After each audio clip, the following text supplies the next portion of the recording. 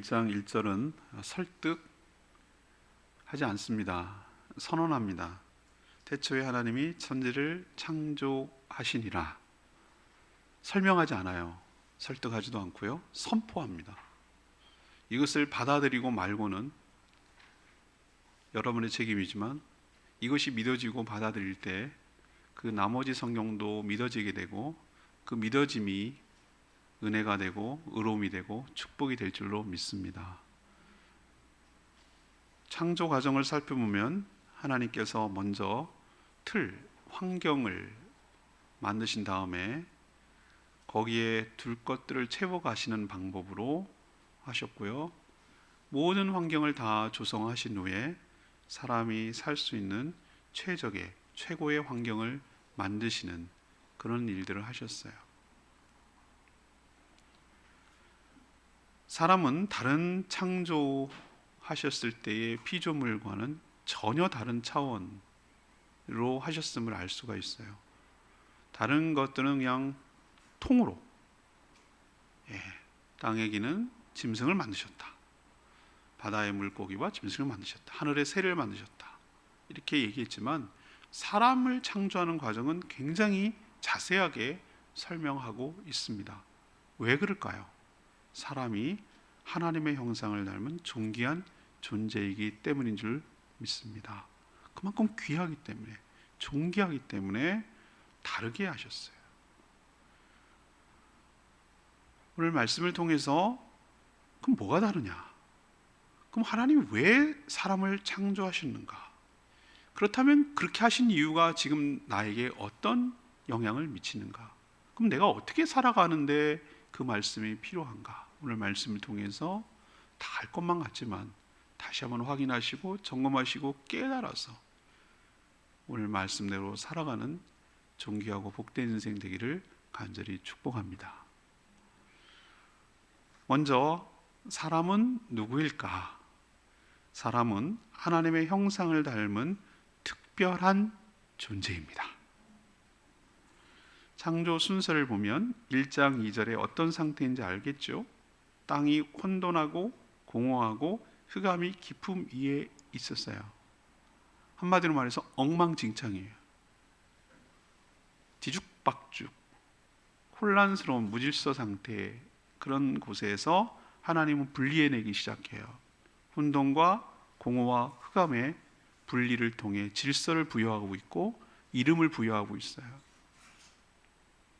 먼저 빛을 있게 한 다음에 빛이 없는 것을 어둠이라고 칭하시고 빛이 있는 것을 빛이라 하셨어요. 그래서 흑암이 갈라졌고 질서가 생겼어요. 혼돈, 공허 채우기 시작하셨어요. 물을 위아래로 나누시고 그 공간을 만드신 후 또 물을 육지와 바다로 나누시는 그 환경을 만든 다음에 땅이 있어야 공간이 있어야 공간이 있어야 새도 살 수 있고 또 땅이란 곳이 있어야 숨을 쉬고 살아갈 수 있는 동물들이 있기 때문이고 바다가 있어야 바다에서 헤엄치며 살 물고기가 있기 때문에 이런 식으로 환경을 조성한 다음에 거기에 살 수 있도록 하시고 그 환경을 조성한 다음에 그 환경 속에 살아갈 생명체를 만드는 과정, 이런 과정을 쭉 거치셨어요.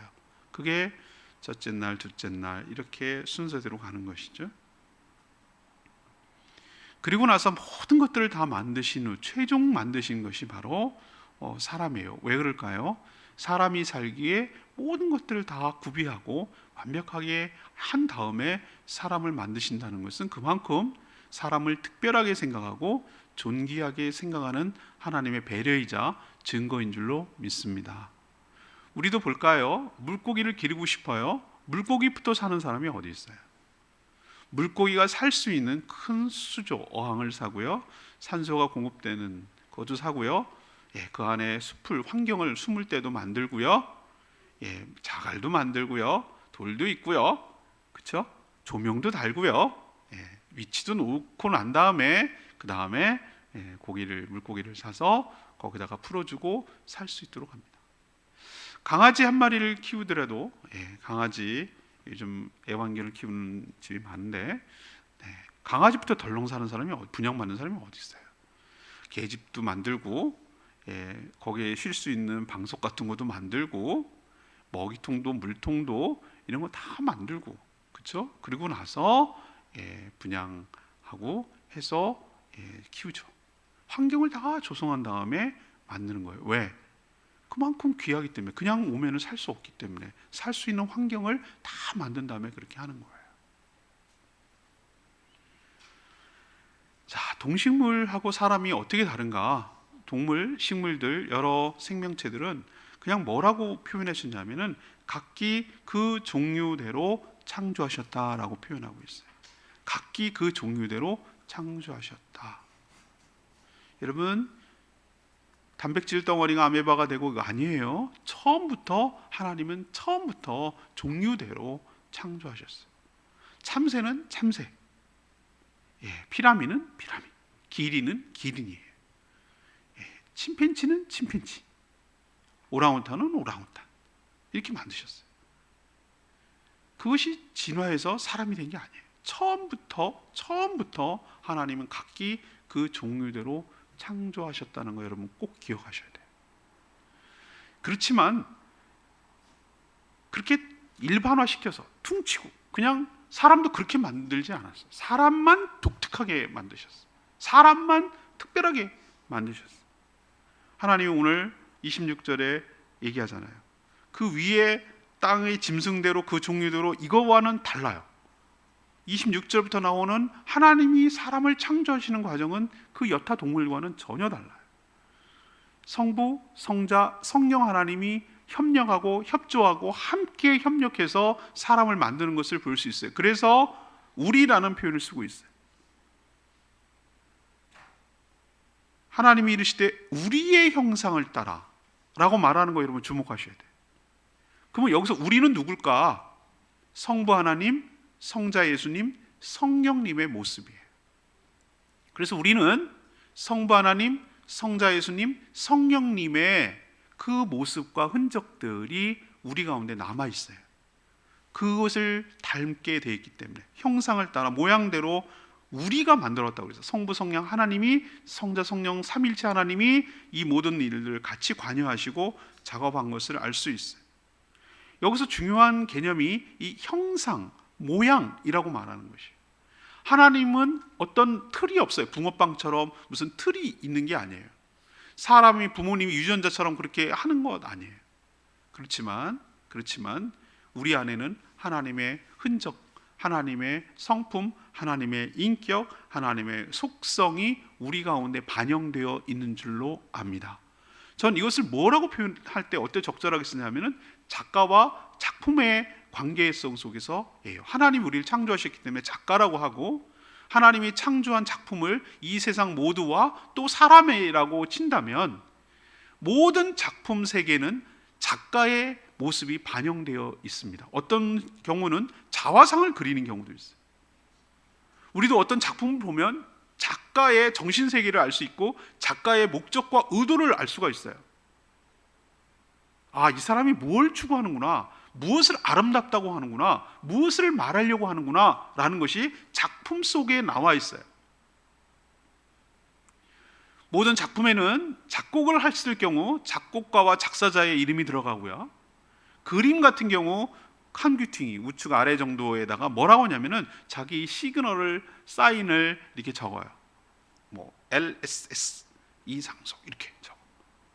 언제 2017년 뭐 이렇게 적어요. 그래서 하는 거예요. 저는 형상이라고 말했을 때 가장 하나님을 잘 드러내고 잘 표현하는 그 아이콘 같은 것, 아이콘을 딱 누르면 아이콘이 그 내용물은 아니지만 그것을 누르면 그것을 통해서 그 내용물로 들어가잖아요. 그런 것처럼 하나님은 사람이 아이콘처럼 해서 너를 보면은 다 할 수 있어. 네가 내 사인과 같은 존재야. 바로 모든 피조물을 대표하고 네가 상징하는 존재야. 아이콘에는 작가의 모습이 반영되어 있어요. 모양, 형상이 담겨 있어요. 도장과 비슷해요. 그런 것처럼 우리 도장이 그 사람을 말하는 건 아니지만 그 사람의 이름을 새기는 것처럼 사람은 하나님의 형상인 줄로 압니다. 다른 데다가 형상이라고 부여하지 않았어요. 모양을 닮았다고 사람에게만 유독 하나님의 형상 모양대로 창조하셨다는 거예요. 자, 그래서 우리는 유추할 수 있어요. 어떤 유추가 가능하냐면은, 자, 우리가 봅니다. 눈을 통해서 봅니다. 우리는 육체를 갖고 있기 때문에, 하나님은 육체가 없으시지만 우리는 알 수 있어요. 하나님도 보시는 분이에요. 우리는 귀를 듣습니다. 예, 들어요. 하나님도 들으시는 분이에요. 코가 있어요. 숨 쉬고 냄새 맡아요. 아, 하나님도 냄새를 맡으시는 분이에요. 입이 있어요. 예, 하나님도 말씀하시는 분이에요. 손이 있어요. 하나님도 어떤 일을 하시는 분이에요. 발이 있어요. 하나님도 어디를 가실 수 있는 분이에요. 제가 왜 이렇게 말씀드리죠? 하나님은 영이시지만 자신의 능력, 인격, 속성들을 반영을 했다고 그랬어요, 사람에게. 그래서 우리의 모습을 보고 완벽하게 똑같지는 않아요. 우리는 하나님이 아니지만 우리의 모습을 통해서 하나님이 어떤 분이라는 것을, 작품을 통해서 작가를 이해하듯이 우리를 통해서 하나님의 모습을 알 수가 있어요. 자, 제가 연말마다 전시회를 해요. 제가 목회 칼럼에도 썼는데 1년에 3작품 정도가 전시회에 게시가 돼요. 보통 3작품, 4작품 정도. 1년 동안에 엄선하고 추려갖고 그걸 숙제처럼 낸 거예요. 자기 딴에는 그게 최선이에요. 또 주제에 부합해야 되기 때문에. 그런데 그 사진을 어떤 분은 사는 분도 있어요. 그냥 저 예의상 알기 때문에 사주는 분이죠. 고맙죠. 올해도 미리 선점해 놓는 분이 계셨어요. 그 모 집사님이 목사님 작품 사겠대. 너무 고맙죠, 저로서. 근데 사지 않는 경우는 어떻게 하냐? 그걸 어떻게 해마다 3점씩 나오는 걸 제가 어떻게 보관하겠어요? 어디다 두겠어요? 그럼 제가 잘 포장해 가지고 1년 동안에 신세진 분들에게 다 이렇게 보내줍니다. 보내줄 때 제가 기준이 있어요. 여러분 어떻게 보내주겠어요? 누구에게 주겠어요? 절대 제가 주지 않는 사람이 있어요. 그것을 보내줘도 고마워할 줄 모르고 감사할 줄 모르고 쓰레기 취급하고 버려질 것 같은 가능성이 있는 사람에게는 never, 절대 주지 않습니다. 왜? 내 작품이 나는 아니지만 작품이 내 자식과 같고 내 분신과 같은 건데, 내 딴에는 내가 정말 정성을 기울여서 한 건데 그렇게 함부로 대하거나 다루는 사람은 꼭 나를 그렇게 여기는 사람처럼 여기기 때문에, 생각되기 때문에 전 그 사람에게 그걸 줄 수가 없는 거예요. 왜 우리가 사람을 귀하게 여기고 소중하게 여기게 되느냐? 사람은 지폐가 10,000원짜리가 막 구겨지고 땅에 벌려지고 밟혀서도 가치가 손상되는 건 아니에요. 그건 여전히 10,000원의 가치가 있어요. 우리가 비록 타락하고 망가졌어도 하나님께서 형상을 따라 창조한 존귀한 존재라는 것은 가치는 사라지지 않아요. 그러니 하나님도 우리를 존귀하게 여기시고 그렇게 귀하게 여기시는데 사람이 사람을 함부로 대해서는 안 될 줄로 믿습니다. 그리고 타락함으로 좀 이따 설명하겠지만 이 망가진 것을 회복하는 게 구원인데, 하나님께서 원래 창조했던 그 아름다움으로, 완벽함으로 다시 회복시키려는 것을 지금도 하나님은 계속하고 있다라는 사실, 구원이 곧 창조의 회복이라는 것도 여러분이 믿음으로 받아야 될 줄 압니다. 근데 하나님께서 사람을 창조하실 때 독특하게 창조하셨어요. 재료, 육신은 흙으로 창조하셨어요. 그 재료를 쓰죠. 우리도 찰흙 갖고 초등학교 때 많이 했죠. 제일 못하는 애들이 만드는 게 탱크예요. 탱크는 네모 만들고 층층이 쌓으면, 그리고 길쭉한 거 하나 만들면 되니까. 못 만드는 애들. 그리고 진짜로 어려운 게 뭐죠? 진짜 사람 얼굴을 그리는 거예요. 만들어 갖고 거기다가 디테일하게 표현하고 그리고 눈 붙이고 해가지고 하는 것들. 그게 나중에 미술 대학에 가는 사람은 서양화 동양화 말고 이 조서 뭐 이런 조각하고 이런 것도 있더라고요. 자, 흙으로 만들었어요. 그리고 흙으로 만드는 상태에 놓여 있으면 그거는 생명이 없어요. 그냥 뭐 만드는 상태로 그대로 있어요.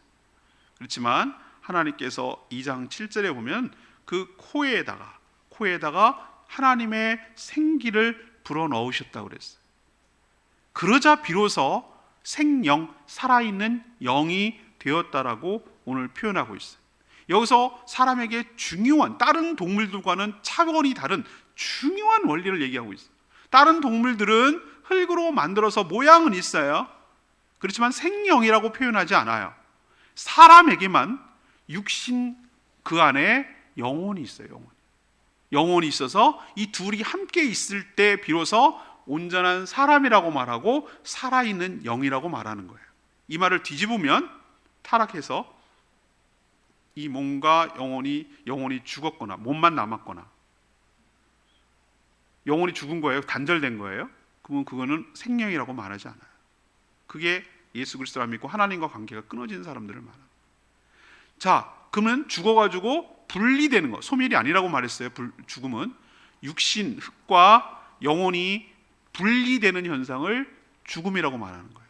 그래서 우리 흙으로 만들었기 때문에 너는 흙이니 흙으로 돌아갈지니라 라고 해서 여러분 다 알다시피 사람이 죽으면 묻으면 썩고 흙으로 돌아가는 거예요.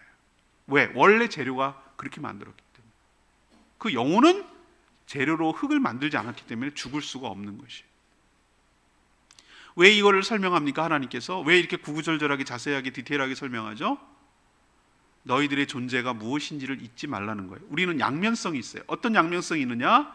흙이라는 양면성과 생기라는 양면성 두 가지가 있어요. 흙이 상징하는 것은 무엇입니까? 얼마나 비천한 존재인가, 얼마나 유한한 존재인가를 너네들이 잊어버리지 말라는 거예요.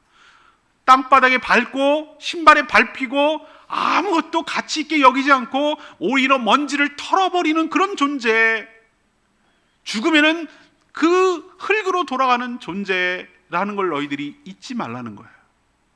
건방지고 교만하게 살지 말고 하나님 앞에 겸손하게 살라는 거예요. 네가 흙으로 만들어졌다는 것을 잊어버리지 말라는 거예요. 그러면 너무 비굴하고 비천한 존재만인가? 아니야. 너는 흙 같은 존재인데, 보잘것없는 존재인데 네 코에 하나님의 영을 넣었어. 하나님의 생기를 넣어서 너는 생명이 됐어. 다른 동물에게는 없는 독특함이 있어. 너는 특별한 존재야. 너는 존귀한 존재라는 것도 잊어버리지 말라고 하나님이 이렇게 자세하게 설명하고 있는 줄로 믿습니다.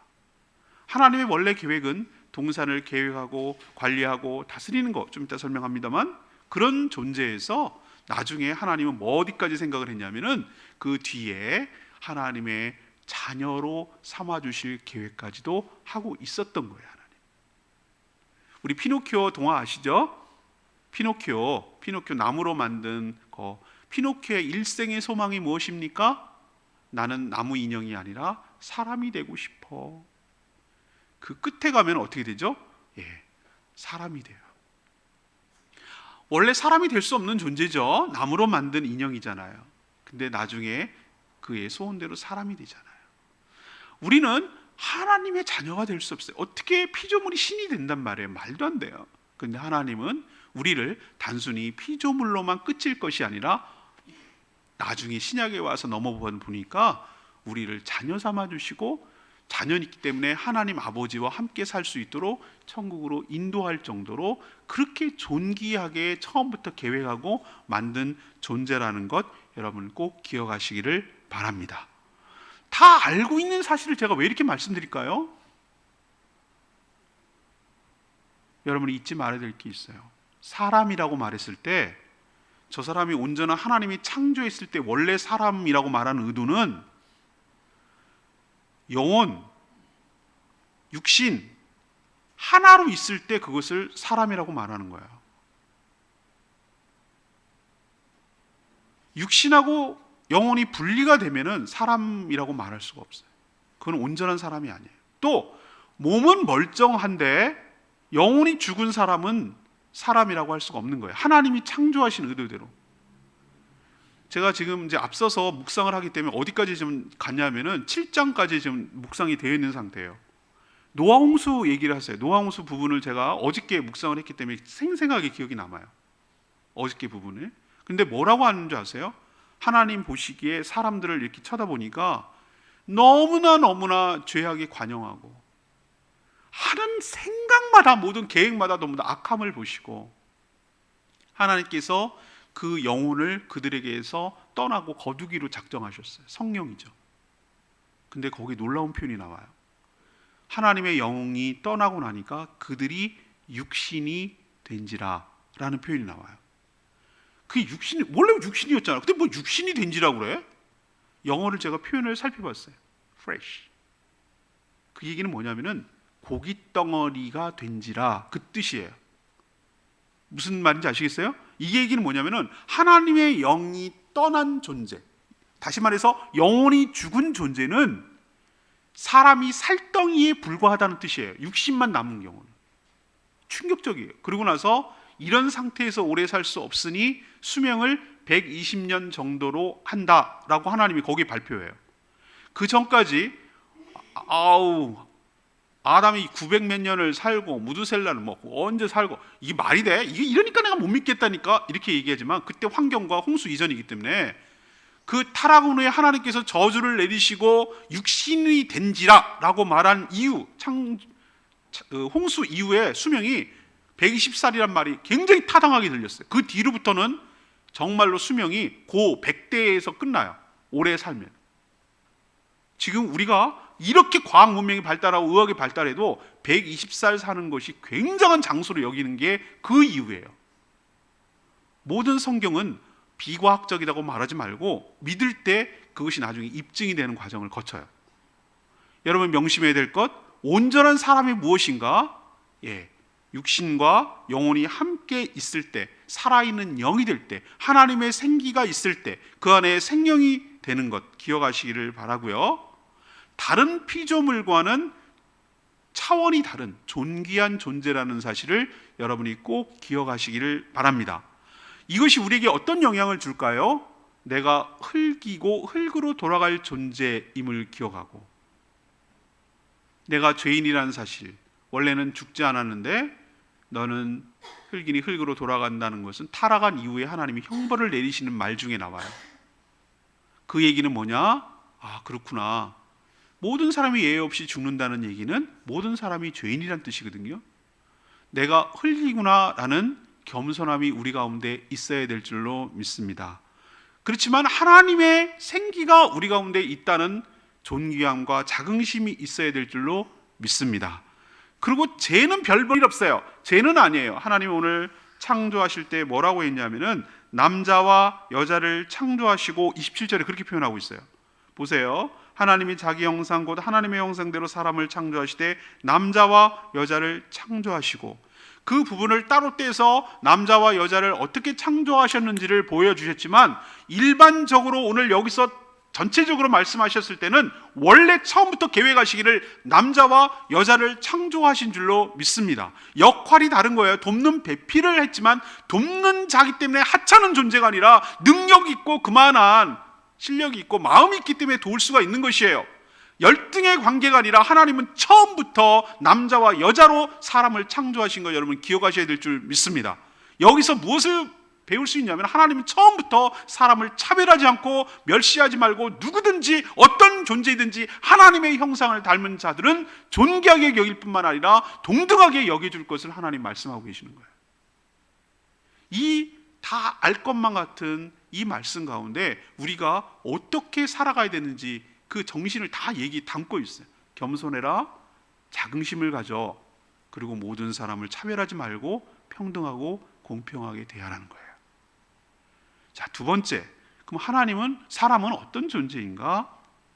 하나님이 주신 사명을 감당하는 존재예요. 여러분 기억하셔야 될 게 있어요. 28절에 보세요. 하나님이 사람에게 복을 주셨어요. 복을 주셨어요. 이거 먼저 전제로 깔고 여러분 생각하셔야 돼요. 그 뒤에 나오는 얘기가 복이라는 거예요. 축복이라는 거예요. 그럼 어떤 게 축복이냐? 생육하고 번성하고 땅에 충만하는 것도 축복이에요. 그리고 또 축복이 있어요. 사람에게만 독특하게 주는 땅을 정복하고 모든 생물들을 다스리는 것이 축복인 줄로 믿습니다. 엄청난 특권이에요. 생육하고 번성하고 땅에 충만하라는 것은 다른 동물에게도 주신 축복이에요. 근데 사람에게도 주셨어요. 그리고 플러스 정복하고 다스리라는 축복을 주셨어요. 근데 저는 성경을 다음번에 번역을 할 때 이걸 굉장히 오해의 소지가 많으므로 다른 용어로 바꿨으면 좋겠어요. 정복하고 다스리라는 개념을 좀 다른 말로 했으면 좋겠어요. 우리는 정복 그러면은 나폴레옹 같은 이미지가 떠올라요. 자기 맘대로 하는 거. 아니에요. 맘대로 하라는 뜻이 아니에요. 정복하고 통치하라는 게 맘대로, 지 맘대로 파괴하고 그렇게 했기 때문에 지금 우리가 이렇게 역으로 당하는 거예요. 맘대로 했기 때문에. 하나님의 창조한 의도대로 보존하고 관리하고 유지하도록 하는 일을 하지 않고 자기 멋대로 욕심 따라 했기 때문에 지금 우리가 되치기를 당하는 거예요. 기후변화라든가 여러 가지 어려움들을 당하는 이유는 그것 때문에. 그러면은 하나님이 창조한 의도가 뭐냐? 1장 22절에 나오잖아요. 그 동물들 자연들에게도 복을 주시면서 이르시되 생육하고 번성하여 충만하라고 했어요. 이 일들, 하나님이 만드신 피조 세계가 하나님의 의도대로 생육하고 번성하고 땅에 충만하도록 하는 일, 이 창조 하나님의 의도대로 하나님의 복이 되도록 하는 일, 이 일들을 할 수 있도록 계속 지속 가능하도록 유지하고 피조물들을 유지하고 관리하고 보존하는 일을 사람에게 부여한 줄로 믿습니다. 근데 이게 아까 전제로 깔아야 될 게 뭐라고 그랬죠? 축복이라고 그랬어요. 축복. 이것은 아무나에게 준 것이 아니라 사람에게만 준 축복이에요. 그리고 에덴으로 이끈 다음에 하나님께서 2장 15절에 보면 이런 표현이 나와요. 여호와 하나님께서 그 사람을 이끌어 에덴 동산에 두어 에덴 동산이죠. 그것을 경작하며 지키게 하라고 했어요. 경작하며 지키게 하라고 그랬어요. 우린 경작 그러면 땅을 갈고 이렇게 하는 거, 농사 짓는 것이 떠올라요. 그러면은 농사 짓는 게 얼마나 힘든데요. 전 조그마한 텃밭 하나 가꾸는데도 정말 하다가 지쳐가지고 포기했어요. 근데 우리는 생각할 때 경작하고 지키라고? 이거 뭐야? 노예잖아. 부려먹으려고 사람 만들었네. 여러분, 이게 타락하기 전에 이 표현이라는 거 여러분 기억하셔야 돼요. 타락한 이후에 풀과 엉겅퀴와 자풀이 나서 경작하는데 굉장히 힘들어졌지, 그 전에는 경작하고 지키라는 것은 축복이에요. 사람에게 주는 독특한 것이에요. 이거 역시 뭐냐면은 잘 관리하라는 뜻이에요. 더 확장되도록. 처음에 동산부터 시작을 해서 점점 하나님의 피조 세계가 에덴 동산처럼 될 수 있도록 유지, 관리, 확장을 시켜 나가라는 하나님의 독특한 명령인 줄로 압니다. 부려먹을 종이로 창조되지 않았다라는 걸 어떻게 할 수 있냐면은, 부려먹을 용도였으면 벌써 하나님은 천군 천사가 있는 줄로 압니다. 천사는 부리는 영이에요. 하나님의 여러 가지 용도로 쓰기 위해서 영적인 존재, 얼마나 많은지 몰라요. 또 부려먹기 위해서 사람을 창조한 게 아니라는 뜻이에요. 천사들이 오히려 사람을 부러워해요. 부려먹을 존재가 아니라 하나님의 형상을 닮았다는 것에 우리는 천사가 부러워 보이죠? 아니요, 천사들이 오히려 우리를 부러워해요. 여러분 기억하셔야 돼요. 하나님께서 사명은 곧 축복이라는 거 여러분 꼭 기억하시기를 바랍니다. 우리를 부려먹기 위한 것이 아니고 특권임을 여러분이 기억하셔야 돼요. 우리도 요즘은 매니저라는 개념이 많이 들어왔어요. 저는 이렇게 하는 것을 성경적인 표현으로 하자면 청지기, 우리 일상적으로 쓰는 말은 집사라는 말을 써요. 우린 청지기 또는 집사 이런 걸 일상적인 용어를 잘 안 써요. 집사 같은 경우는 커다란 세바스찬 집사 이름 나오세요. 그러면 이제 막 시중 들고 이렇게 하는 거, 큰 대저택을 떠오르잖아요. 그죠? 집사가 주인은 아니잖아요. 그렇지만 굉장한 권한을 갖고 있어요. 저는 적절한 표현이 매니저라고 생각을 해요. 우리는 굉장히 매니저를 많이 이제 일상을 많이 쓰기 때문에. 총 지배인이란 말도 좋을 것 같아요. 근데 지배인 그러면 좀 어감이 안 좋죠. 매니저를 많이 써요. 매니저가 뭐 하는 사람이죠? 주인을 대리하는 사람이에요. 분명은 주인은 아니에요. 그렇다고 알바도 아니에요. 알바는 권한이 없어요. 그냥 시키는 대로 하고 시간 내고 가는 거예요. 근데 매니저는 달라요. 전체를 총괄하고 기획하고 관리하고 책임을 주고 일정한 권한도 있어요. 알바를 쓰고 빼고도 할 수 있는 권한까지 있어요. 언제 어디다가 배치를 할 권한도 있어요. 그만큼 막대한 권한이 있어요. 그렇지만 여러분 명심해야 될 것은 매니저는 오너는 아니에요. 그렇지만 매니저는 오너 다음으로 특별한 존재예요. 그렇다고 알바는 아니잖아요. 그게 우리의 독특한 위치예요. 하나님께서 우리에게 이 모든 것들을 어마어마한 피조 세계를 관리하고 유지하도록 하는 일을 이 하나님의 형상을 닮은 사람에게 주었다라는 것 여러분 기억하시기를 바랍니다. 이 사람에게 얼마나 권한이 있는지를 알 수 있는 대목이 나오는데요, 2장 19절에 나와요. 여호와 하나님이 흙으로 각종 들짐승 공중새를 지으시고 아담이 무엇이라고 부르나 보시려고 그것들 여러 동물들을 그에게 이끌고 가셨는데 아담이 각 생물을 부르는 것이 곧 그 이름이 되었더라. 이게 얼마만큼 큰 권한인지를 여러분 잘 못 느끼시죠? 하나님이 기초를 만들 때 그 사람을 만들기 전에는 만드신 후에 이름을 정하셨어요. 빛이라고 불렀어요. 빛이 없는 곳을 어둠이라고 부르셨어요.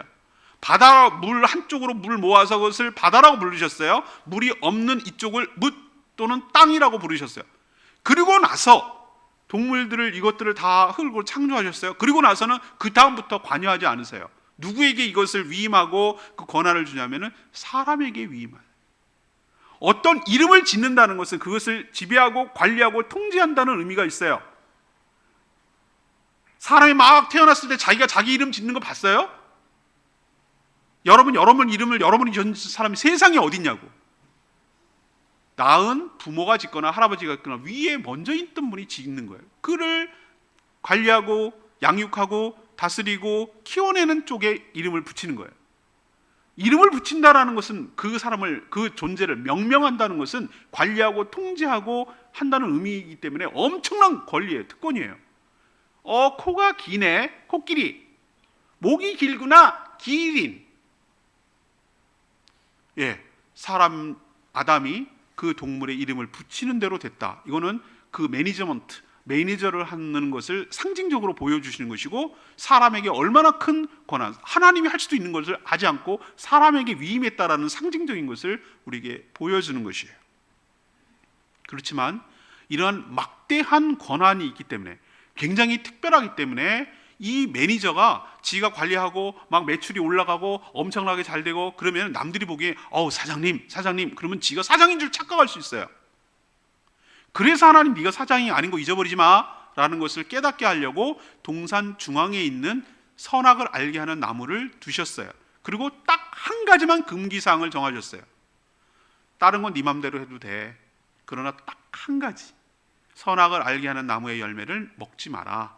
먹는 날에는 네가 죽을 것이야. 죽는다는 개념도 뭔지 몰랐어요.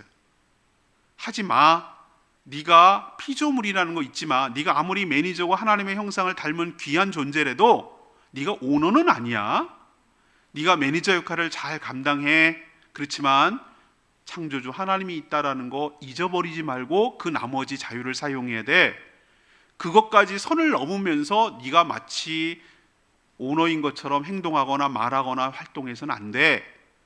딱 지켜야 될 선이 있어 라는 한계를 설정해서 내가 누구인지를 잊어버리지 않게 하시려고 하나님께서 선악과를 두신 줄로 믿습니다. 여러분, 나쁜 게 아니에요. 그러니까 전제로 돌아갈까요? 하나님이 설정한 모든 것들은 축복인 줄로 믿습니다. 노동이 저주가 된 이유는 뭐죠? 타락한 이후예요. 경작이 힘든 이유는 뭐죠? 타락한 이후예요. 타락하기 전에는 이 모든 하는 일들이 사명이 기쁘고 즐겁고 보람있고 의미 있는 일인 줄로 믿습니다. 그것을 회복하는 것이 구원이고 천국이에요. 자, 이 매니지먼트, 다시 말해서 유지하고 관리하고 보존하는 일을 사람이 잘 수행했을 때 하나님이 어떻게 하는가? 29절, 30절 말씀에 약속을 해주세요. 내가 온 지면에 있는 씨 맺는 모든 채소, 씨가 진 열매 맺는 모든 나무를 너에게 먹을거리로 줄 거야. 근데 구별해야 돼. 땅에 있는 모든 새, 생명이 있는 땅에 기는 거는 풀은 풀을 줄 거야. 달라요. 차원이 다른 거 아시죠? 다른 여러 동식물들은 뭘 먹고 자라요? 풀이 양식이에요. 풀. 원래는 개풀 뜯어먹고 있는 소리 하고 있는데, 그런데 원래는 풀 뜯어먹고 살았어요. 원래는 타락하기 전에는 서로 잡아먹는 건 홍수 이후예요. 풀을 양식이었어요. 근데 우리에게, 사람에게만 독특하게 풀 먹고 이거 안 했어요. 뭐라고 그랬죠? 같은 식물성인데 채소, 그것도 씨 맺는 채소, 씨 안 맺는 거는 이거는 여기 해당성 없어요. 씨 맺는 채소, 씨 맺는 과일이 우리 먹을 거라고 하셨어요. 여기서 알 수 있어요. 사람은 자가 발전이 안 돼요. 스스로 무슨 원자력 발전소처럼 계속 학분을 통해 가지고 외부로부터 에너지가 들어오지 않아도 스스로 모든 일을 할 수 있도록 만든 것이 아니라 외부로부터 무언가가 공급되어야만 살아갈 수 있는, 유지할 수 있는 존재. 다시 말해서 절대자 하나님, 창조주 하나님을 의존해야, 그 은혜로 뭔가를 주셔야 내가 생명을 유지하고 살 수 있는 존재라는 걸 여기 깨닫게 해줘요. 그러면은 네가 하나님이 주신 미션, 네 사명, 유지하고 관리하고 보존하는 이 매니지먼트를 잘 감당할 때 내가 너의 삶을 책임질 거야. 그것을 먹을 것을 통해서 확실하게 지목함으로 보여주고 계세요. 이 모든 사람을 다 만드신 후에 모든 창조가 끝났다고 표현하고 있고요. 31절에 보니까 이 모든 지은 것을 보시니 보시기에 심히 좋았더라. 영어로 다른 것은 good, good 이렇게 끝나는데 이 부분만 영어로 very good 이라는 부사가 하나 더 붙어요. 사람이 창조가 끝나야, 미션까지 주어져야 비로소 very good이에요. 여러분, 우리를 보시고 이 창조하신 것을 보시고 하나님은 좋으셨다고 하셨어요. 하나님이 좋은 게 좋은 거예요. 우리를 보시고 좋다고 하세요. 특히 사람이 완성된 걸 보시고 아주 좋다고 하셨어요. 하나님이 그러면 그런 거예요. 그러니 우리도 하나님 보시기에 좋은 존재로 창조한 대로 살아가게 되기를 원합니다. 맨 마지막은요, 사람은 하나님처럼 안식의 복을 누리는 존재예요. 이게 독특한 특징이에요. 하나님이 여섯째 날까지 모든 창조를 완성하셨어요. 근데 여러분들이 착각하지 말아야 될 것은 월화수목금 토일, 월요일은 이거 하고 화요일은 이거 하고 수요일은 이거 하고, no. 태양이 생긴 게 처음부터 아니었다니까. 해와 달과 광명체가 있으라. 광명체가 어디 있어? 15절, 1장 15절에 나오잖아요. 광명체가 있으라. 그때 태양과 나왔어요. 지구가 도는 건 24시간이에요. 원래 그 전부터 빛과 어둠이 있었어요. 그러니까 우리가 말하는 대로 월화수목은 지구의 자전으로 하루를 계산하는 거잖아요. 그러니까 이것을 우리의 시간으로 재는 거 어리석기 짝이 없어요. 근데 왜 첫째 날, 둘째 날 했어요? 우리도 첫째, 얘가 둘째예요, 얘가 셋째예요, 얘가 막내예요 이렇게 말하는 것처럼 이것은 뭘 말하는 거죠? 순서를 말하는 거예요. 시간을 말하는 게 아니에요. 그렇기 때문에 여기서 월 1, 2, 3, 4 이렇게 해가지고 개념을 갖다가 우리의 요일 개념으로 생각하지 마시고 하나님께서 어떤 스텝을 거쳐가면서 하셨는지 그 단계와 과정을 설명하는 것으로 이해해야 돼요.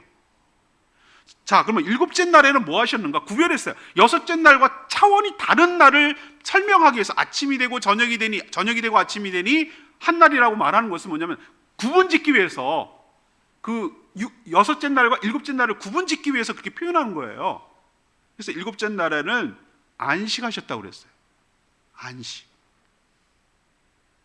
하나님 왜 안식하셨을까요? 6일 동안 일했더니 내가 죽겠다 야. 너무 고단해. 사는 게 힘들더라. 내가 좀 쉬어야 되겠어. 피곤해서 쉬셨어요? 하나님은 회전하는 그림자도 없는 줄로 믿습니다. 하다 보니 재미없어. 좀 쉬었다 할게. 실증나셨어요? 보시기 좋았는데 얼마나 재미있고 흥미진진하고 다이나믹한데 하나님이 실증나셨겠어요? 아니에요. 그날을 보면은 뭐라고 하셨는지 보세요. 3절에 하나님이 그 일곱째 날을 뭐 했다고 그랬어요? 여기도 그 날을 축복하셨어요. 그 날을 복되게 하사 거룩하게 하셨다고 표현하고 있어요. 거룩의 개념은 여러분이 막 이미지가 안 떠올라요. 거룩 그러면 뭔지 모르겠어. 홀리가 뭐야? 거룩을 저는 다른 말로 우리가 일상적인 말로 쉽게 표현할 수 있는, 이해할 수 있는 말이 뭐냐면 구별이에요. 구별.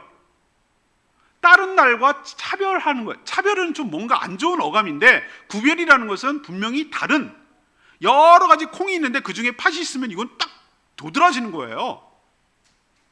이해되시겠어요? 그러니까 나머지 날과 이 일곱째 날은 구별되는 날로 하나님께서 삼으시고 정하시고 이 날을 축복하셨어요. 이 날 자체를 축복하셨어요. 그 축복의 근거는 뭐냐? 본인만 누리는 안식을 모든 피조물에게도 주신 줄로 믿습니다. 이게 얼마나 큰 축복인데요. 쉴 수 있는 거, 그것도 하루에 날 잡아가지고 또박 이렇게 쉴 수 있는 개념이 이 요즘은 일주일에 주일, 제가 경험한 바에 의하면은 주 5일 근무한 게 여러분들 우리 세대에서 일어난 일이잖아요. 옛날에는 그런 거 없었어요. 반공일이라서 북한을 때려, 그게 아니고 토요일을 반은 일하고 반은 한다고 반공일이라고 그랬어. 이런 말 하면 옛날 사람이에요. 옛날 사람. 주 5일째 가더니 요즘 슬슬 나오는 얘기가 뭐냐면은 주 5일째 되면 나라 막아먹는 경제가 어쩌고저쩌고 막 그때 난리가 났어. 저 아직도 생생히 기억해요. 주 5일째 가면 세상 무너지는 줄 알고 뭐 경제성이 떨어지느니 뭐 어쩌고저쩌고 막 얼마나 그 다 있는 오너들 얘기. 지금은 주 4일째 근무하자 그래요. 주 4일째. 우리 딸내미 보니까 월화 가고 수요일 날은 재택근무를 하더라고. 그 다음에 목금 가고 이런 식으로 돌아가요. 4일 근무가 얼마 남지 않았어요. 제가 보니까. 야, 신기하죠? 여러분 생각해 보세요. 멀리 갈 거 없어요. 우리 시대에 주 5일째 근무가 형성된 거고요. 보세요. 조선시대에 노예들 일주일에 한 번 쉬었다는 얘기 들어보셨어요? 아니에요. 주인은 쉬어. 그건 자기가 정해. 그렇지만 종은 아니야. 야, 어디 가서 거름 주고 와라. 거름 주고 와야 돼. 나무 베어 갖고 와라. 나무 베어야 돼. 1년 365일 죽을 때까지 일하는 거예요. 자, 안식, 쉰다는 거, 일을 하지 않는다는 개념은 이건 신의 영역이고 주인의 영역이에요. 하나님의 영역이에요. 하나님이 이런 거 없어. 맨날 경적하고 유지하고 관리하는 일 해도 우리는 할 말이 없어요. 근데 하나님께서 그날을 딱 정하시고 나도 쉬니 너희도 쉬어 라고 하나님께서 보장해 주셨어요.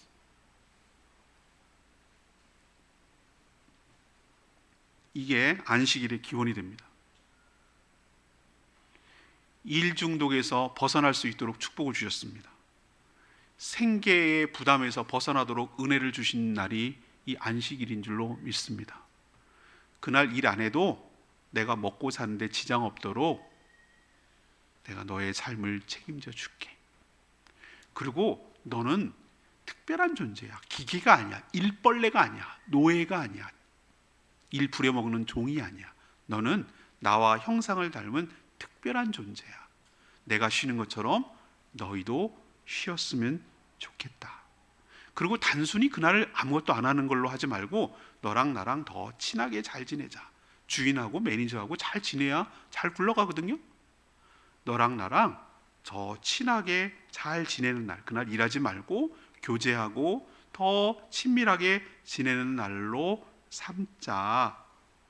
그리고 궁극적으로 내가 누리는 안식에 너도 같이 참여했으면 좋겠어 라는 하나님의 배려가 이 안식을 통해서 담겨 있는 줄로 믿습니다. 이 안식을 통해서 하나님께서 우리에게 가르쳐 주는 건 뭐죠?